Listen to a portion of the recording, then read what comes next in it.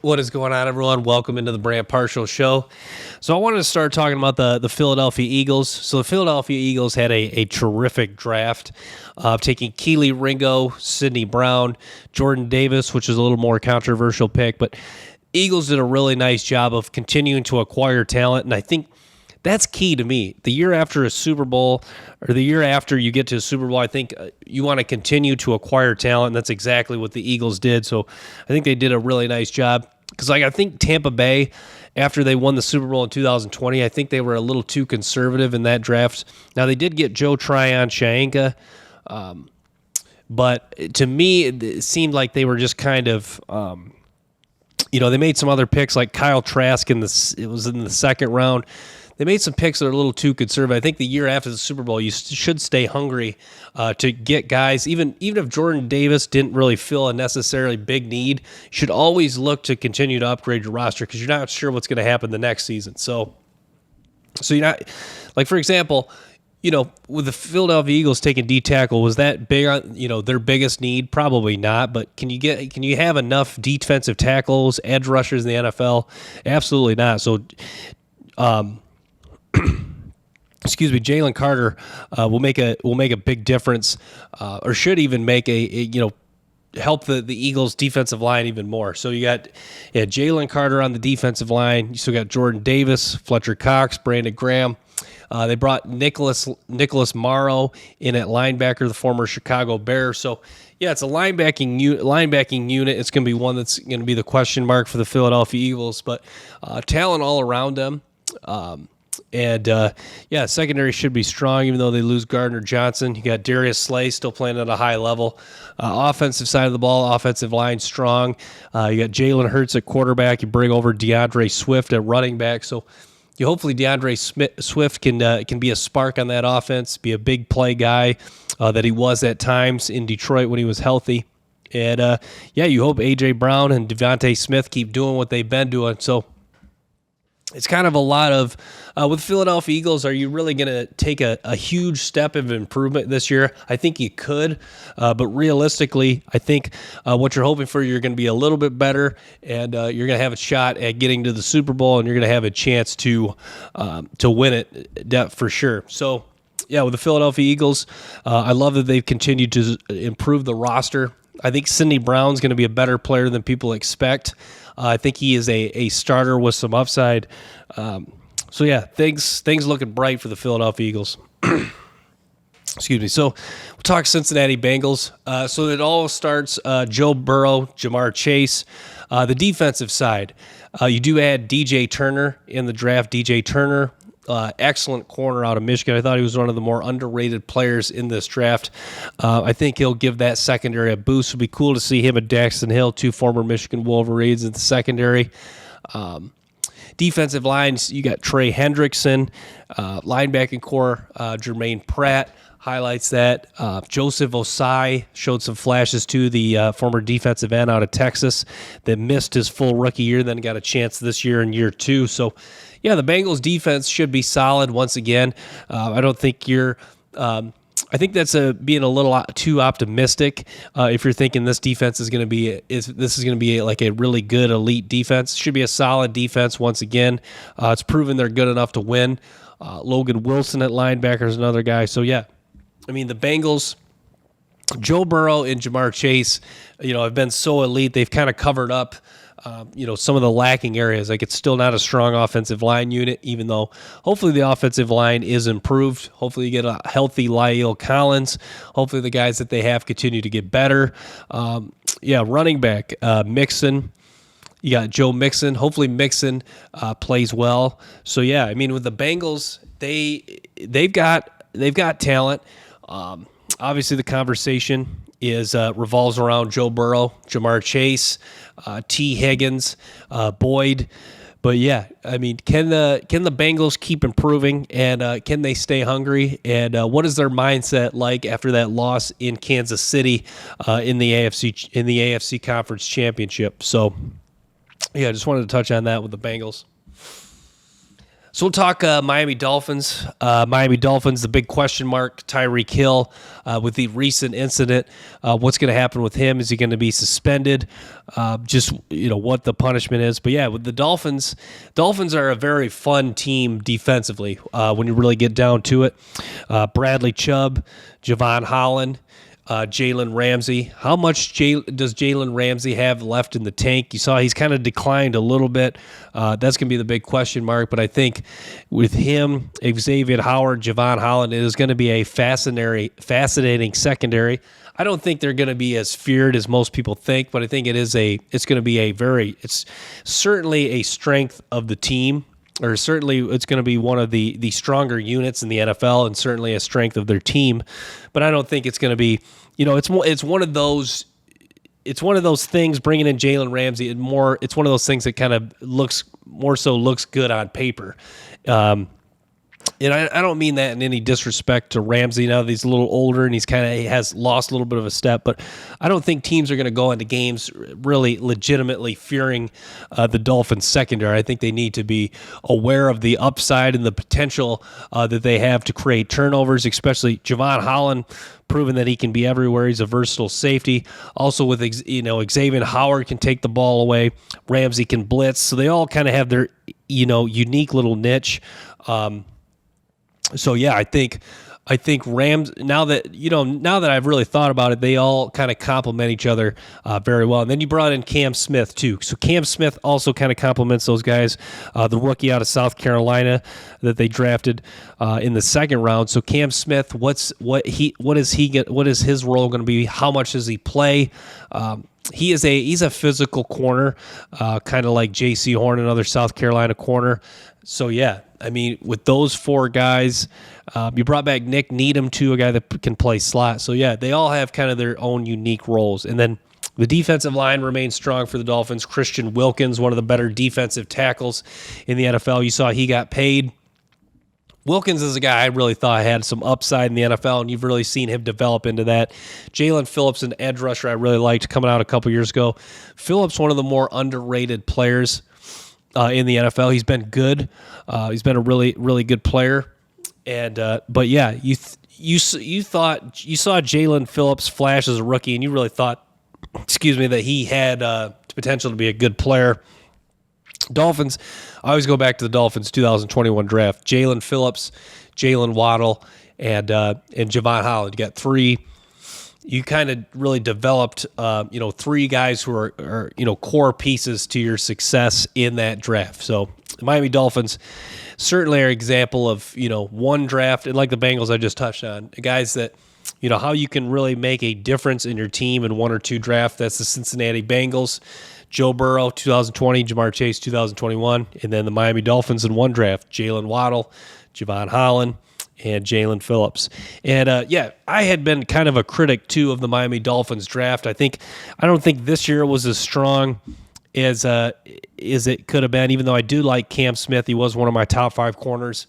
Like for example, with the Dolphins, what was it? It was a couple of years ago they took Austin Jackson, Noah Igbenogany. 2020, I didn't think their draft was super strong. They took Igbenogany, Austin Jackson, and I was not a fan of those picks. And you saw Igbenogany's kind of fizzled out. Austin Jackson, he's really not been that good. And yeah, and that ties into the next thing I want to talk about, the offensive line for the Dolphins. This is not going to be a strong unit, and this is why I'm not necessarily buying the Miami Dolphins this year, because at best, this is going to be like a solid middle-of-the-pack offensive line. I think you really are a little delusional if you think that this is going to be one of a top 5 to 10 unit in the NFL. I mean, but to me, though, with the talent the Miami Dolphins have on paper, if this is a solid unit, that is a huge win. And if Tua does play well, and you got Tyreek Hill, Jalen Waddle all clicking, I think this is a team that could make could do something in the playoffs. But I'm not ready. I'm not ready to do that. I'm just saying that if everything kind of comes together in this, because I think even saying this offensive line will be solid is asking a lot. I don't know exactly what they were ranked last year, but 2 years ago I think they were 2 years ago, they were dead last in the NFL as the worst offensive line. So can this at least be a solid unit? I mean, you got Liam Eichenberg's okay. Like I touched on, Austin Jackson's okay. Teron Armstead is a good player, but needs to stay on the field. So, yeah, just wanted to touch on that with the Miami Dolphins. So let's talk Dallas Cowboys. Dallas Cowboys, it all starts with Dak Prescott. Dak Prescott, the quarterback for the Cowboys. And then on offense, you got CeeDee Lamb, Noah Brown, and no more Ezekiel Elliott. Still got Tony Pollard. Tony Pollard has done a nice job developing into a good running back. I really like what the Dallas Cowboys have done overall through the draft, free agency. You saw they got Stephon Gilmore. So like the Dolphins, this on paper looks like a really nice defensive secondary with Trevon Diggs, Stephon Gilmore. You still got Jordan Lewis. So, yeah, I mean, with the Cowboys, I mean, secondary, looks pretty strong. Linebacking core, you got Van Der Esch, Damone Clark came on last year a little bit. Micah Parsons. Parsons looks like he's going to play more defensive end. And then you got DeMarcus Lawrence. So, and then also you drafted Mozzie Smith. So, yeah, the Cowboys have done a really good job of just getting just being a rock solid roster overall and just filling in a lot of needs and not really having any glaring weaknesses. But they also are kind of like I've touched on, like the New England Patriots. It's a lot of good. It's a lot of good. Good to solid doesn't always win in the NFL. And you see, that's kind of why. That's my theory of why the Cowboys have fallen short in the playoffs, because when you look at the Cowboys, they don't really have a lot of true, other than Micah Parsons, name a true difference maker on this team. Like maybe Tyrone Smith at tackle, but Tyrone Smith, he's getting up there in age and he, isn't always on the field. But yeah, I mean, with the Cowboys, I mean, Micah Parsons, big difference, but even CeeDee Lamb, is CeeDee Lamb a true difference maker? CeeDee Lamb is a really good player, and he's been one of my favorite players. And I'm not trying to, devalue what he's done, but he's not like I don't think he has the same impact on the game that Justin Jefferson or Jamar Chase has, even though Lamb is an excellent wide receiver. And also, Michael Gallup, too, is a really good receiver as well. And you saw they had three really good receivers, too. Obviously they moved off of Amari Cooper a couple of years ago. But, yeah, Dallas Cowboys, going to be good again. This is a team that's got a high floor, and they're going to be right in the mix when it's all said and done. And they should challenge the Eagles. It's likely they should split with the Eagles. I think that would be be quite a bit if they beat the Eagles twice, or to say they're going to beat the Eagles twice. I think that's kind of asking a lot, but yeah, I mean, Dallas going to be strong once again. Prescott, Jerry Jones still there. I like that they drafted Deuce Vaughn, the running back, and Cowboys, a team that have really drafted well for several years now. So let's talk. We'll talk Pittsburgh Steelers. Kenny Pickett heads into year 2. You still got Najee Harris. I love watching Pittsburgh games. It's super fun to watch Najee Harris because he's just going to be the focal point of the game. He's going to get a lot of touches, whether that's between the tackles or out of the backfield. So yeah, Pittsburgh's always fun in that sense. Deontay Johnson, a really nice player. George Pickens. I think the question is George Pickens going to develop into a superstar? I think he's got some high-end traits as far as size, body control. But yeah, I mean, as far as becoming an elite receiver, it's yet to be determined. Pittsburgh, a little bit like the Cowboys, they've done a good job of getting really good receivers. But, with the exception of Antonio Brown, he's been, one of their only true difference makers, even though they've kind of hit on, just about every receiver. Even Chase Claypool, even though they traded him, Claypool gave him some nice things too when he was out there. So yeah, Pittsburgh's going to be fun. They took Joey Porter Jr., the corner out of Penn State, early in the second round.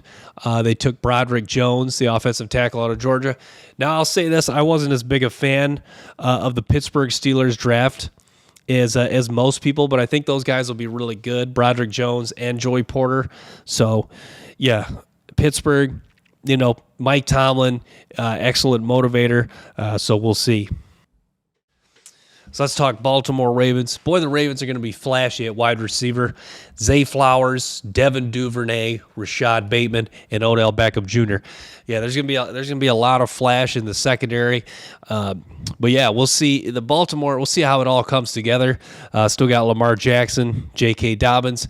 Really like their offensive line. So Baltimore just a really, really good roster. The defensive side of the ball, sadly, there's not really any true difference makers, but Marlon Humphrey was talking about maybe he is one of the best corners. He's kind of taken a step back, but Patrick Queen has been okay. Patrick Queen's plays kind of leveled off. You thought he was just going to keep getting better. He's kind of just stayed steady Eddie. Maybe even took a little bit of a step back. I think that was part of why they brought in Roquan Smith.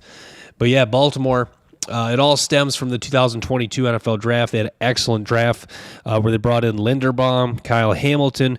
Before this year, they brought in Marcus Williams at safety, paid him some money. Williams is going to stay on the field, but he is a guy that can create turnovers. You saw right away in the Week 1 game, he had an interception against the Jets. So Baltimore going to be really good. We'll see if the defense can improve. See if the guys like Kyle Hamilton, Odafe Away, see if any of those guys can take another step in their development. We'll see how much Trenton Simpson, the rookie linebacker, plays too. So yeah, I just wanted to touch on that with the Baltimore Ravens.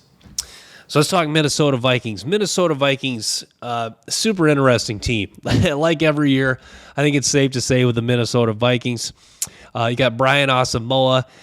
He's a pretty nice player at linebacker. Andrew Booth in the secondary. Is Andrew Booth, I think we're going to find out, is he the long-term answer at corner? You did some work in free agency. You got Harrison Phillips from Buffalo, Marcus Davenport, a guy that was a pretty solid player in New Orleans. And then Lewis Seen was a first-round safety. They drafted in the 2022 draft. He had an injury, missed basically the entire year this year. So how does Lewis Seen bounce back? How does he do this year? Lewis Seen was one of the hard-hitting, downhill safeties that ran fast. But Lewis Seen, in the preseason, before this year, even when you got to see him healthy, he didn't really, he kind of looked like the game was a little fast for him. I don't even know. Hopefully if it slows down, then you'll really get to see the Lewis Seen you saw at Georgia, the guy that was, all over the field making big hits, making plays on the ball. So yeah, hopefully they'll get something out of Lewis Seen. Hopefully he can be a really good player for them. But, yeah, I mean, there was rumors of, them trading Danielle Hunter. Obviously, they just released Delvin Cook. So Alexander Madison's going to be the starter. At wide receiver, you took Jordan Addison. And that kind of stems with the next point I wanted to make. Vikings have just made kind of some weird picks, in my opinion, and not really my favorite picks. With the exception of Jay Ward was the defensive back. They took the 4th round. But Jordan Addison, not one of my favorite receivers. Andrew Booth, last year, not one of my favorite corners. Lewis Seen was a guy, going back to Lewis Seen was a guy I liked, but I didn't necessarily love that pick for the Vikings there at 32. So, yeah. Minnesota, it's been a mix of, I would say mostly bad picks in my opinion. I think Jordan Addison, that might not end up being a decent pick, but I don't think that's not the pick I would have made if I was the Vikings. Even though I think their thinking is Jordan Addison will be a good complement to Justin Jefferson, but how much high end potential does Jordan Addison have? I think he is I don't know. He does a lot of things pretty well, but there's not a lot of elite traits, and he's not like necessarily elite after the catch. He's not like super strong. He does have some versatility to play in the slot, in the outside, like Jefferson. So kind of going back to my point, I think he is a good complement to Jefferson and to KJ Osborne in the wide receiving core. Last year, a Kirk Cousins deal. So it'll be interesting what happens with Kirk Cousins. So yeah, a lot of things working kind of in favor of the Vikings, and a lot of things kind of working against the Vikings. And what I mean is, it seems like they're doing some things that are pushing the ball forward, and then some things, in my opinion, pushing the ball backwards. So yeah, with kind of iffy draft picks, releasing Delvin Cook, I kind of see the reason why they released Delvin Cook. There was a guy other than this year had not played a full season. You've seen the running back markets kind of crashed. So, yeah, Vikings doing some things I like and some things not so much.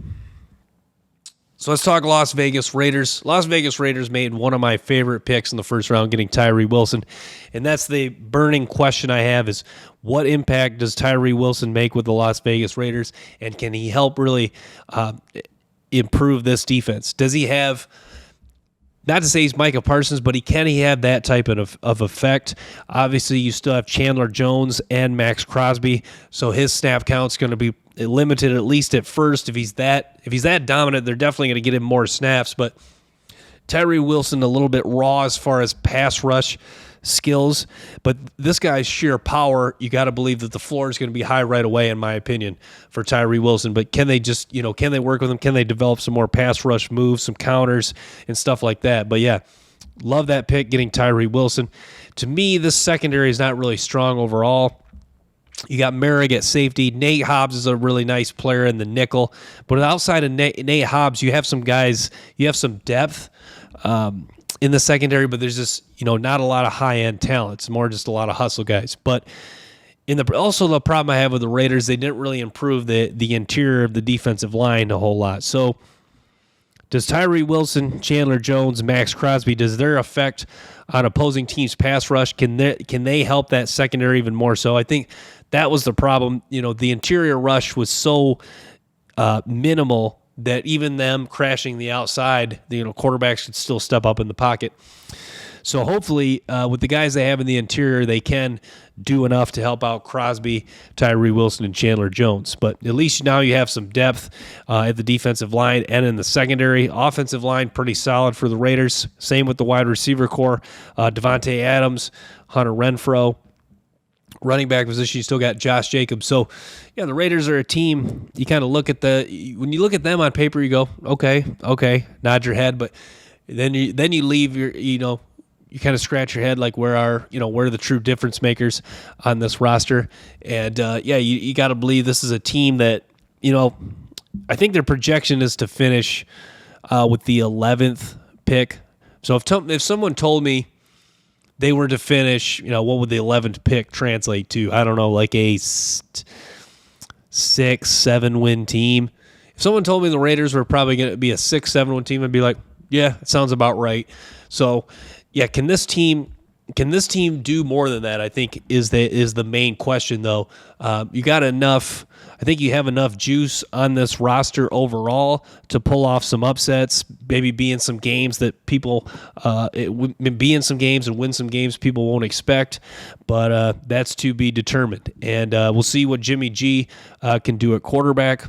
We'll hopefully get a healthy wide receiver unit, and hopefully the offensive line stays healthy. I like Colton Miller a lot at left tackle. I think he's one of the more underrated left tackles in the National Football League. So I'm going to wrap with that. Thanks for tuning in to the Brant Partial Show. Make sure to stay tuned for more episodes and clips from the show. Till next time, peace.